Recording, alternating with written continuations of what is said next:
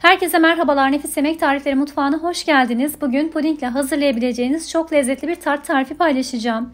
Kıtır kıtır tart hamuru ve enfes kakaolu pudingi ile hayır diyemeyeceğiniz bir tatlı olacak. Üstelik hazırlaması da son derece pratik. Dilerseniz hemen yapılışına geçelim. Öncelikle tart hamuru için 125 gram soğuk tereyağı, 1 adet yumurta, 2 yemek kaşığı toz şeker, 1 tutam tuz ve 2 su bardağı unu bir kaseye alalım. Spatula yardımıyla güzelce karıştıralım. Tereyağının bu aşamada soğuk olması hamurumuzun kıtır kıtır ağza dağılan kıvamda olması için önemli. Malzemeler iyice birbirine karıştıktan sonra hamuru toparlamak amacıyla hızlıca yoğuralım. Ardından hamurumuzu streç filme saralım ve bu şekilde yaklaşık 30 dakika kadar buzdolabında bekletelim. Sürenin sonunda dolaptan aldığımız hamuru daha kolay açabilmek için 2 adet pişirme kağıdının arasına alalım. Elimizle hafifçe bastırarak biraz düzleyelim. Daha sonra merdane ile hamuru açmaya başlayalım.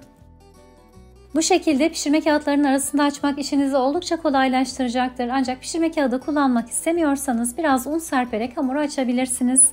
Hamurun boyutunun yeterli olup olmadığını anlamak için kullanacağınız kalıptan ölçü alabilirsiniz. Tart kabının kenarlarını da tamamen kapatabilmesi için hamuru kabın tabanından 3-4 cm daha geniş açmanızı öneririm. Bu arada benim kullandığım tart kalıbı 24 cm çapında. Şimdi üstteki pişirme kağıdını dikkatlice sıyıralım. Biraz hamurun üzerine, biraz da merdaneye un serperek hamuru merdanenin üzerine alalım. Pişirme kağıdını sıyırarak tart kalıbının üzerine yerleştirelim. Elimizle hamuru düzeltelim ve kenarlarının oturmasını sağlayalım. Fazla gelen hamuru koparalım ve uç kısımlarını elimizle düzleyerek şekillendirelim. Hamurun pişerken kabarmaması için tabanına çatalla delikler açalım. Kullandığımız pişirme kağıdını elimizle buruşturup kalıbın içerisine yerleştirelim. Ardından nohut veya kuru fasulye gibi ağırlık yapabilecek bir bakliyat ürününü kalıbın içerisine boşaltalım. Böylece tart hamuru kabarmadan, şekli bozulmadan tam istediğimiz gibi pişebilecek. Hamurumuzu bu şekilde önceden ısıttığımız 175 derece fırında 25 dakika pişmeye bırakalım. Sürenin sonunda hamuru fırından çıkaralım ve üzerindeki nohutları kaldıralım. Şimdi hamurun daha iyi kızarabilmesi için 10 dakika daha fırına verelim.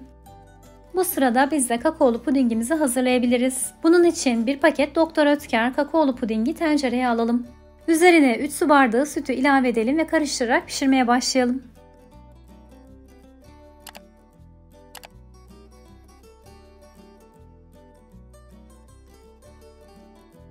Üzeri göz göz olan pudingimiz hazır demektir. Bu sırada güzelce kızaran tart hamurumuzu da fırından alabiliriz.